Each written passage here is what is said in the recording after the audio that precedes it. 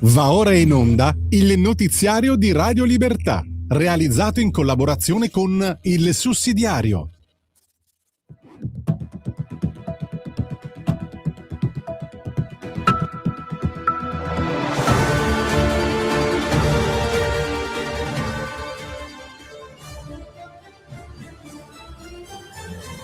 Buongiorno e benvenuti al TG di Radio Libertà in collaborazione con il sussidiario.tv. È mercoledì 10 giugno 2026. Oggi parliamo del rogo di manifesti con il volto di Salvini alla Sapienza, gesto che il centrodestra chiama odio ideologico. Trump difende la risposta americana all'Iran. Deterrenza chiara, soldati protetti. A Milano la Lega scende in strada con i gazebo per scegliere il candidato sindaco. Sul futuro del partito, Salvini frena in retroscena. Leggo fantasie. Sull'Ucraina, Meloni vuole un E5 con Italia e Polonia, non un direttorio a 3. E sul ponte sullo Stretto, indagine sì, ma blocco dell'opera no. Restate con noi.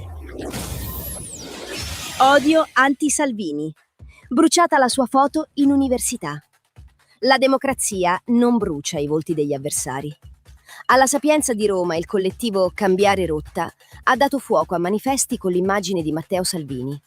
Non è dissenso, è odio politico, il solito copione della sinistra antagonista che predica tolleranza ma passa al rogo simbolico di chi non la pensa come lei.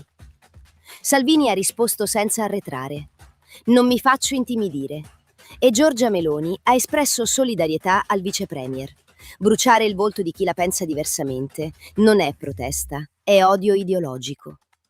Il centrodestra va avanti, senza farsi dettare l'agenda da chi confonde l'antifascismo con l'intolleranza.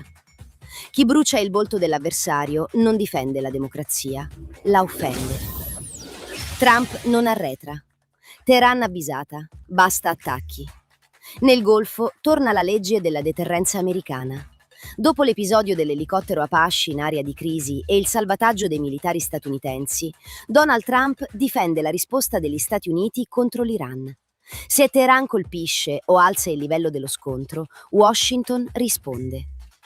Il CENTCOM ha confermato il recupero dei 2 militari al largo dell'Oman, anche con sistemi senza pilota. Guardian e Wall Street Journal riferiscono di raid americani contro obiettivi iraniani dopo l'episodio. Trump non parla il linguaggio delle conferenze e delle strette di mano vuote. Parla quello che i regimi capiscono: forza, deterrenza, protezione dei soldati americani. La pace nasce quando l'avversario capisce che il prezzo dell'aggressione è troppo alto. Milano, la Lega ascolta. Via ai gazebo per le primarie a sindaco. A Milano la Lega non aspetta i caminetti, va in strada. Salvini lancia i gazebo del 20 e 21 giugno per chiedere ai milanesi chi vorrebbero come candidato sindaco del centrodestra e quali priorità mettere al centro per il dopo Sala. La scelta non deve restare chiusa nei palazzi, tra telefonate e trattative. Deve ripartire dai quartieri, dai cittadini, da chi ogni giorno vive sicurezza, trasporti, parcheggi, case popolari e lavoro. Milano è stata per anni il laboratorio del progressismo urbano. Slogan, piste ciclabili, ZTL, retorica green e periferie lasciate indietro. Salvini rovescia il metodo. Prima si ascolta la gente, poi si decide. Meno salotti, più strade.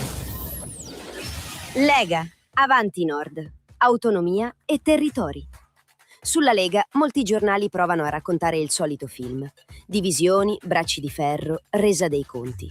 Ma Salvini taglia corto. Leggo molte fantasie. Nelle prossime settimane il partito sistemerà quello che va sistemato. Il Consiglio federale è una manutenzione politica, non il funerale annunciato da chi spera di vedere la Lega in crisi. Sul tavolo ci sono Nord, autonomia, territori e sfida del 2027. C'è anche il dossier Zaia, con il dibattito su come rafforzare il radicamento nelle aree produttive. La Lega non può essere raccontata solo attraverso i retroscena ostili. È un movimento che discute perché vuole tornare a mordere sul Nord, sulle imprese, sulla sicurezza, sull'autonomia. Ucraina, Italia al tavolo. Bocciato il club E3. Siamo dentro. Sull'Ucraina, l'Italia non accetta di restare fuori dalla stanza dove si decide. La formula E3, con Gran Bretagna, Francia e Germania, non convince Meloni. Secondo Tusk, la Premier non è entusiasta di quel formato. Si lavora a un E5 con Italia e Polonia. La maggioranza prepara una risoluzione che chiede coordinamento con Stati Uniti, NATO e G7. Senza l'America non c'è vera trattativa di pace. Senza la NATO non c'è sicurezza. Senza l'Italia l'Europa è monca. La pace non la decidono 3 capitali chiuse in salotto. Serve un tavolo vero, con Washington dentro e Roma da protagonista. Atlantismo, interesse nazionale e realismo. Questa è la linea, non il direttorio franco-tedesco allargato a Londra.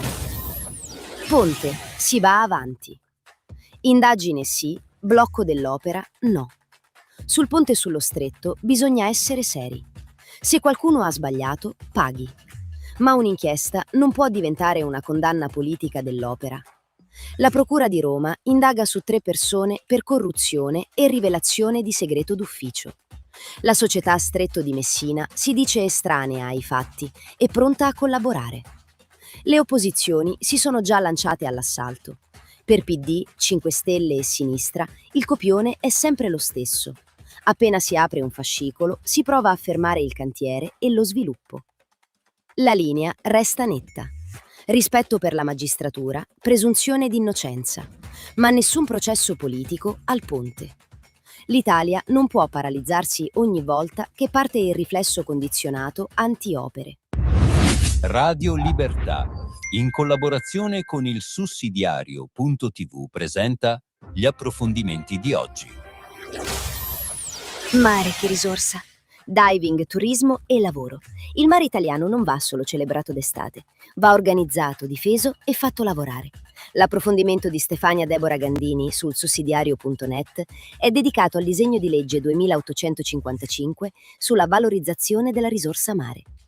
Il provvedimento mette ordine nel mondo del diving, finora in una zona grigia tra sport, attività tecnica e turismo. Arriva una distinzione tra diving scientifico e turismo subacqueo esperienziale. Più sicurezza, più professionalità, meno improvvisazione.